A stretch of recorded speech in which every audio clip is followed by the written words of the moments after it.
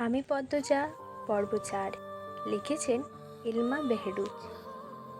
দিনটাকে পদ্মজার অলক্ষণে মনে হচ্ছে। সকালে উঠে দেখলো লাল মুরগিটার একটা বাচ্চা নেই, নিশ্চয়ই শিয়ালের কারবার। রাতে মুরগির খোপের দরজা লাগানো হয়নি, আর এখন আবিষ্কার করলো দেওয়াল ঘড়িটার কাঁটা ঘুরছে না। ঘড়িটা রাজধানী থেকে হানি খালামণি দিয়েছিলেন। দেওয়াল ঘড়ি হাতে গোনা ২-৩ জনের বাড়িতেই আছে। পদ্মজা সূর্যের দিকে তাকিয়ে সময়ের আন্দাজ করার চেষ্টা করল। পূর্ণা প্রেমা দুপুরে খেয়েই ঘুম দিয়েছে। পদ্মজা মায়ের রুমে উকি দিল। হেমলতা মনোযোগ দিয়ে সেলাই মেশিনে কাপড় সেলাই করছেন। আটপাড়ায় একমাত্র হেমলতাই সেলাইয়ের কাজ করেন। প্রতিটি ঘরে কারুর না কারুর পরনে তার সেলাই করা কাপড় আছে।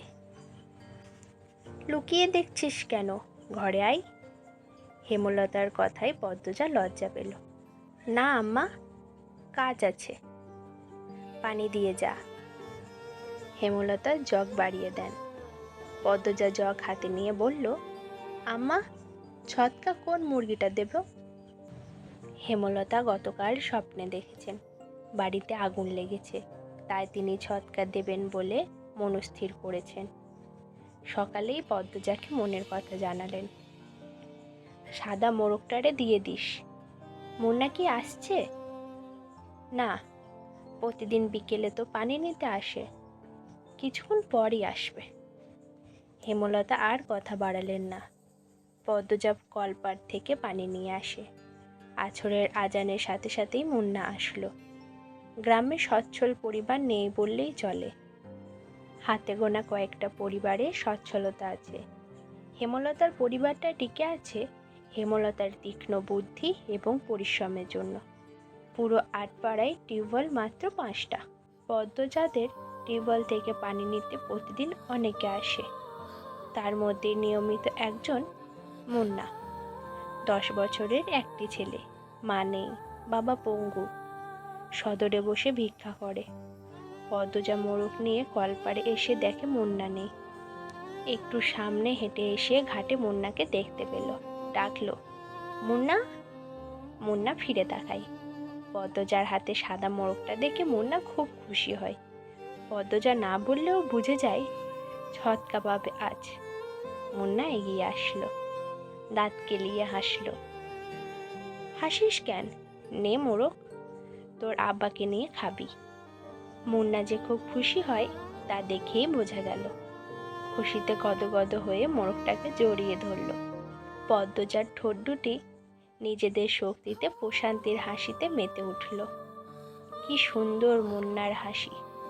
পদ্মজা বলল, খুব খুশি? হ। দোয়া করবি আমরা যেন ভালো থাকি। করবাম আপা। আচার খাবি মুন্না? হ্যাঁ, খাইবাম। পদ্মজা আবার হাসল। মুন্না পেটুক, খাওয়ার কথা শুনলেই চোখ চকচক করে ওঠে। পদ্মজা আচার নিয়ে আসে। মুন্নার সাথে বসে আরাম করে খায়। মুন্না একটু একটু করে খেতে খেতে বলল, আপা, তুমি খুব ভালা। তাই? হ, বড় হইয়া তোমারে বিয়া করবাম আমি। পদ্মজা বিষম খেল। দ্রুত এদিক ওদিক তাকিয়ে দেখল কেউ শুনল নাকি। বিয়ে তার কাছে খুব লজ্জাজনক শব্দ। বিয়ে নামটা শুনলেই লজ্জায় লাল টুকটুকে হয়ে যায়। ফিসফিসি মুন্নাকে জিজ্ঞেস করলো, বিয়ের কথা কোথায় শিখলি? আব্বা কইছে। আর বলবি না সব, যা বাড়ি যা। পদ্মজা তাড়াতাড়ি করে বাড়ির ভেতর চলে যায়। রান্নাঘরে ঢুকে দেখলো হেমলতা রান্নার প্রস্তুতি নিচ্ছে। সন্ধ্যার পর বিদ্যুৎ থাকে না। হেরিকেন জ্বালিয়ে রান্না করতে হয়। প্রতিদিন ঘরে একটা হেরিকেন আর রান্নাঘরে আর একটা হেরিকেন জ্বালানো অনেক খরচের ব্যাপার। তাই তিনি বিকেল রাত্রেই রান্না সেরে ফেলেন। আম্মা, আমি রাঁধি? লাগবে না, সাহায্য কর শুধু। পদ্মজা চোখ ঘুরিয়ে দেখল কি কাজ করা যায়। কোনো সাহায্যর প্রয়োজন নেই। হেমলতা নির্বাক ভঙ্গিতে বললেন, লাউ নিয়ে আয়। ছিঁড়ে আনবো না লাহারি ঘরে আছে? লাহারি ঘরে নাই। পদ্মজা মায়ের আদেশ পেয়ে যেন চাঁদ পেয়েছে এমন ভাব ধরে দুটো ছুটে যায় লাউ আনতে। লাউ, বরবটি, ঢ্যাঁড়স, কাকরোল, করলা, চিচিঙ্গা, পটল, ঝিঙ্গা ইত্যাদি ইত্যাদি সব রকমের সবজির মেলা বাড়ির চারপাশ ঘিরে। পদ্মজা সাবধানে ঘাসের ওপর দিয়ে লাউ গাছের দিকে এগোয়। বর্ষাকাল হওয়াতে জোঁকের উপদ্রব বেড়েছে। জোঁকের ভয় অবশ্য নেই তার। হেমলতা পদ্মজার যাওয়ার পানে ঝিম মেরে কতক্ষণ তাকিয়ে থাকেন। মেয়েটাকে দেখলেই তার মন বিষণ্ণতায় ভরে ওঠে। পদ্মজার চুল দেখলে মনে হয় এই সুন্দর ঘন কালো রেশমি চুল পদ্মজার এক একটা কাল রাত। পদ্মজার ছিমছাম গড়নে দুধে আলথা দেহের অবয়ব দেখলে মনে হয় এ দেহ পদ্মজার যন্ত্রণা, এ দেহ ধ্বংস হবে। পদ্মজার অষ্টধয়ের নিম্নে স্থির হয়ে থাকা কালো সূক্ষ্ম তিল দেখলে মনে হয় এ তিল পদ্মজার এক জীবনের কান্নার কারণ। হেমলতা পদ্মজার রূপের বাহার নিতে পারে না। কেন কৃষ্ণকলির ঘরে ভুবন মোহিনী রূপসীর জন্ম হলো? জন্ম মৃত্যু বিয়ে কারোর হাতে থাকে না। যদি থাকতো, হেমলতা মোর্শেদকে বিয়ে করতেন না এবং পদ্মজার মতো রূপসীরে জন্ম দিতেন না। আল্লাহর কাছে রূপসী মেয়ে ভুলেও চাইতেন না। হেমলতার বুক চিরে দীর্ঘশ্বাস বেরিয়ে এলো। আজ শুক্রবার, স্কুল নেই। ফজরের নামাজ পড়ে 3 বোন পড়তে বসেছে। প্রেমা নামাজ পড়তে চায় না, ঘুমাতে চায়। হেমলতার মারের ভয়ে নামাজ পড়ে। সে ঝিমুচ্ছে আর পড়ছে। তা দেখে পদ্মজা আর পূর্ণা ঠোঁট টিপে হাসছে। হেমলতা বিরক্তি হন। প্রেমার তো পড়া হচ্ছেই না, সেই সাথে পদ্মজা পূর্ণার মনোযোগ নষ্ট হচ্ছে। তিনি কর্কশ কণ্ঠে ধমকে উঠলেন, প্রেমা, ঘুমাচ্ছিস কেন? ঠিক হয়ে পড়। প্রেমা সচকিত হলো। চট করে চোখ খুলে ভয়ে তাড়াতাড়ি পড়া শুরু করলো। হেমলতা কিছুক্ষণ পর স্বাভাবিক গলায় বললেন, পড়তে হবে না, ঘরে গিয়ে ঘুমা। প্রেমা একটু অবাক হয়, পরে খুশি হয়ে ছুটে যায় ঘরে। পূর্ণা মুখ ভার করে ফেলল। তারও তো পড়তে ইচ্ছা করছে না, কিন্তু মা কখনো তাকে ছাড় দেন না। হয়তো ছোটবেলায় ছাড় দিতেন, মনে নেই। সে আবার খুব দ্রুত সব ভুলে যায়। ব্রেন ভালো প্রেমার, যা পড়ে মনে থাকে। পূর্ণা খুব দ্রুতই ভুলে যায়। পদ্মজা সব কিছুই স্বাভাবিক, শুধু রূপপাতে। সূর্য ওঠার সাথে সাথেই মোর্শেদ বাড়ি ঢোকেন। হাতে ঝাঁকি জাল আর বড়শি, কাঁধে পাটের ব্যাগ ঝোলানো। ভোরে মাছ ধরতে গিয়েছিলেন। মোর্শেদ বাড়ি ফিরলেই পূর্ণা আর প্রেমা সবচেয়ে বেশি খুশি হয়। মাছ খেতে পারে অনেক। অর্থের জন্য হেমলতা খুব কম মাছ আনেন। মোর্শেদ বাড়িতে যতদিন থাকেন ততদিন মাছের অভাব হয় না। মোর্শেদ বলার পূর্বেই পূর্ণা ও প্রেমা গামলা নিয়ে ছুটে আসি উঠানে। মোর্শেদ কাঁধের ব্যাগটা উল্টে ধরে গামলার ওপর। পুঁটি, ট্যাংরা, পাবদা, চিংড়ি মাছের ছড়াছড়ি। হেমলতা ভারী খুশি হন। পদ্মজা লতা দিয়ে চিংড়ি খেতে খুব পছন্দ করে, আর প্রেমা পূর্ণা পছন্দ করেন পাবদা মাছের ভুনা। মেয়েগুলো খুব খুশি হয়েছে মাছ দেখে। তিনি জানেন মোর্শেদ বাড়ি থেকে বের হতেই পদ্মজা ছুটে যাবে বাড়ির পেছনে লতা আনতে। হুনো লতা, আমার আরে পাবদা ভুনা কইরা দেবা, সবজি টবজি দিয়া রানবা না। আব্বা, আপনি বাড়িতে থাকবেন? তাহলে তো প্রতিদিনই মাছ খেতে পারি। মোর্শেদ আর চোখে পদ্মজাকে একবার দেখে তীক্ষ্ণ চোখে হেমলতার দিকে তাকান। এরপর পূর্ণাকে জবাব দিলেন, কোনো রকম অশান্তি না হইলেই তো থাকবাম। গামছা নিয়ে তিনি কলপাড়ে চলে যান। পদ্মজার মুখটা ছোট হয়ে যায়। প্রতিবার বাড়ি ছাড়ার পূর্বে মোর্শেদ পদ্মজাকে রাগে কটু কথা শোনান। তখন হেমলতা মোর্শেদকে শাসান। ফলস্বরূপ মোর্শেদ বাড়ি ছাড়েন। মোর্শেদ নাকি বাড়ি ফিরলা কোন দিন? মোর্শেদ গোসল সেরে রোদ পোহাচ্ছিলেন। সকালের মিষ্টি রোদ। ঘাড় ঘুরিয়ে রশিদ ঘটককে দেখে হাসলেন। আরে মিয়া চাচা, আহেন আহেন। পূর্ণা রে, চেয়ার আয়না দে। খবর কি? পূর্ণা চেয়ার এনে দিল। রশিদ একদলা থুতু উঠানে ফেলে চেয়ারে বসলেন আরাম করে। প্রেমাকে উঠানে খেলতে দেখে ফরমাইশ দিলেন, এই মাইয়া, যা পানি লইয়া আই, অনেকক্ষণ ধইরা দমটা আটকাইয়া আছে। প্রেমা পানি নিয়ে আসে। রশিদ পানি খেয়ে মোর্শেদকে বললেন, খবর তো ভালাই। বাবা, ছেড়িডারে কি বিয়া দেবা না? 2 বছর যাক, পড়তাছে যখন মেট্রিক পাশ করুক। কি কন? মেজোডা না বড়ডা। তোমার বউ তো মরিচের লাহান, কোনো বাইও রাজি হয় না।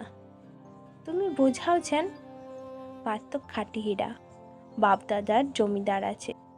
মোর্শেদ আর চোখে হেমলতা এবং পদ্মজার উপস্থিতি পর্যবেক্ষণ করলেন। নেই তারা। তিনি জানেন পদ্মজার ওপর কোনো রকম জোর জবরদস্তি তিনি করতে পারবেন না। হেমলতা তা হতে দেবেন না। এসব তো আর বাইরের মানুষের সামনে বলা যায় না। মোর্শেদ রশিদ ঘটককে নরম গলায় বললেন, থাকুক না, পড়ুক। মায়ে যখন চাই ছেড়ি পড়ুক, তাহলে পড়ুক। রশিদ নিরাশ হলেন। ভেবেছিলেন মোর্শেদ রাজি হবে। তিনি মেয়ের শ্বশুর বাড়িতে ছিলেন। এরপর বড় অসুখে বললেন, তাই মোর্শেদ বাড়ি ফিরেছে শুনেও আসতে পারেননি। আজ একটু আরামবোধ হতেই ছুটে এসেছে অনেক আশা নিয়ে। কিন্তু মোর্শেদের জবাববন্দিতে তিনি আশাহত হলেন। কটমটে গলায় বললেন, যুবতী ঘরে রাখান ভালা না। যখন বংশে কালি পড়বে তখন বুঝবা। হুনু মোর্শেদ, এই বয়সী মাইয়াদের স্বভাব চরিত্র বেশি দিন ভালো থাকে না। পাপকাম এদের চারপাশে ঘুরঘুর করে। বেলা থাকতেই জামাই ধইরা দেওয়ান লাগে। বুঝেছ নি? তোমার বউরেও বোঝাও। রশিদ পাত্রের অনেক প্রশংসা করলেন। জমি জমা, বাড়িঘর সবকিছু বাড়াবাড়ি রকমের বর্ণনা দিলেন। ফলে মোর্শেদের মস্তিষ্ক কাজ করা শুরু করলো। রশিদ ঘটক যেতেই তিনি হেমলতার পাশে গিয়ে বসেন। ইনিয়ে বিনিয়ে পদ্মজার বিয়ের কথা তুললেন। হেমলতা সাপ নাকচ করে দেন। তিনি শান্ত কণ্ঠে বুঝিয়ে দেন, পদ্মজার বিয়ে তিনি দিচ্ছেন না। আর মোর্শেদকে পদ্মজার ব্যাপারে নাক গলাতে না করেছেন। শেষ কথাটা বেশ কঠিন করেই বললেন, আগে বাপ হও, পরে বাপের কাজ করতে আসবা। মোর্শেদের তিরক্ষী মেজাজ। তিনি রান্নাঘর ছেড়ে বেরিয়ে পড়েন। রগে রগে রাগ টকবক করছে। পদ্মজাকে বারান্দায় দেখে তিনি ঝাঁঝালো কণ্ঠে বললেন, ছেড়ি যখন রূপ দেয়া নটি হইব, তখন আমার ঠ্যাংটাও পাইবা না। এই ছেড়ি মজা বুঝাইব। পদ্মজার চোখ বেয়ে জল গড়িয়ে পড়ে। হেমলতা রান্নাঘর থেকে বের হলেন মোর্শেদকে কিছু কঠিন কথা শোনাতে। পদ্মজা যখন দৌড়ে আসে, হেমলতার হাত ধরে রান্নাঘরের ভেতরে নিয়ে যায়। মোর্শেদ যখন বাড়িতে থাকে তারও খুব ভালো লাগে। পূর্ণা প্রেমা কত খুশি হয়। বাড়িটা পরিপূর্ণ লাগে। সে চায় না তার বাবা ঝগড়া করে রাগ নিয়ে বাড়ি ছেড়ে চলে যাক। হেমলতা রাগে এক ঝটকায় মেয়ের হাত সরিয়ে দেন। তার সহ্য হয় না মোর্শেদকে। মানুষের কথায় দ্বারা নিয়ন্ত্রিত হওয়া বদমেজাজি একজন মানুষ মোর্শেদ। ভালোটা কখনো বোঝে না, মানুষের কথায় নাচে। সারাক্ষণ মস্তিষ্কে একটা বাক্যের পুজো করে, মানুষ কি বলবে। মুষলধারে বৃষ্টি হচ্ছে। মাথার ওপর বৃষ্টি নিয়ে মোর্শেদ বাড়ি ফেরেন। মুখ দেখে বোঝা গেল তিনি খুব খুশি। হেমলতাকে ডেকে বললেন, 1 মাসের লাইগা ঘরটা ছাইরা লাহারি ঘরে উঠতে পড়ো। কিসের দরকারের জন্য? শুটিং করা লাইগা মাতব্বর বাড়ি যারা আইছে তারার বলি আমরার বাড়ি পছন্দ আইছে। বিরাট অঙ্কের টাকা দেবে কইছে। আমিও কথা দিয়ে আইছি, কালই উঠতে কইয়া আইছি। হেমলতা বিরক্তি হয়ে গিয়েও পারলেন না। সত্যি অর্থের খুব দরকার। পদ্মজার সামনে মেট্রিক পরীক্ষা, কত খরচ। কলেজ পড়াতে ঢাকা পাঠাতে হবে। তিনি মোর্শেদকে বললেন, টাকার ব্যাপারটা নিয়ে আমার সাথে আলোচনা করতে বলবা, নয়তো জায়গা হবে না। আরে বললাম নে, এখন সব গুছাইয়া লাও। পূর্ণা আড়াল থেকে সবটা শুনেছে। 7 দিন হয়েছে লিখন শাহ আর চিত্তা দেবী এই গ্রামে এসেছে, অথচ সে দেখতে পারল না। হেমলতা যেতে অনুমতি দেয়নি। পূর্ণার নামাজের দোয়ায় খুব অনুনয় করেছে আল্লাহকে, যেন লিখন শাহ আর চিত্তা দেবীকে স্বচক্ষে দেখতে পারে। আর এখন শুনল তার বাড়িতেই নাকি আসছে ওরা। পূর্ণার মনে হচ্ছে সে খুশিতে মরে যাচ্ছে। এই মগা, আমাকে 1 কাপ চা দাও তো। মগা ঝড়ের গতিতে চা নিয়ে আসে। লিখন চিত্তার পাশে চেয়ারটায় বসল। এরপর মগাকে বলল, দারুণ চা করো তুমি। মগা কাচুমাচু হয়ে হাসল। ভাবে বোঝা গেল প্রশংসা শুনে সে ভীষণ লজ্জা পেয়েছে। চিত্তা মগার ভাবভঙ্গি দেখে হেসে উঠল। চিত্তা হাসলে মগা মুগ্ধ হয়ে দেখে মাতব্বর বাড়ি কামলা সে। চিত্রনায়ক লিখন সাহা এবং চিত্রনায়িকা চিত্তা দেবীর সেবা করার দায়িত্ব মগাকে দেওয়া হয়েছে। মগা এতে ভীষণ খুশি। চিত্তার সুন্দর মুখশ্রীর সামনে সবসময় থাকতে পারবে ভেবে। চিত্রা বলল, তোমার ভাইয়ের নাম জানি কি বলেছিল? 4 ফুট উচ্চতার মগা উৎসাহ নিয়ে জবাব দিল, মদন। চিত্তার হাসি পায়, অনেক কষ্টে চেপে রাখল। মগা, মদন কারোর নাম হয়? শুটিংয়ের মাঝে হুট করে আকাশ ভেঙে বৃষ্টি নামে, তাই আপাতত শুটিং স্থগিত আছে। সবাই বারান্দায় বসে বৃষ্টি দেখছে। হাতে সবার চা। ডিরেক্টর আবুল জাহেদ দারুণ খিচুড়ি রান্না করেন। বৃষ্টি দেখেই তিনি রান্নাঘরে ঢুকেছেন। আচ্ছা মগা, এই বাড়ির 2টা মেয়ে কোথায়? আসার পর একবার এসেছিল, এরপর তো আর এলো না। চিত্তা প্রশ্ন করল। মগা বলল, ওই যে লাহারি ঘর, ওটাতে আছে। লাহারি ঘর মানে কি? মগার বদলে লিখন বলল, যে ঘরে অর্ধেক জুড়ে ধান রাখা হয় আর অর্ধেক জায়গায় চৌকি থাকে, কামলাদের জন্য ওই ঘরকে লাহারি ঘর বলে এখানে। বোঝা গেছে? চিত্তা চমৎকার করে হাসল। বোঝা গেছে। মগা, বৃষ্টি কমলে লাহারি ঘরে যাব, ঠিক আছে? আচ্ছা আপা।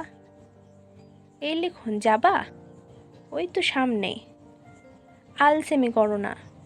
মগা হই হই করে উঠল, না না, বেটা লইয়া যাওন যাইতো না, বাড়ির মালিকের মানা আছে।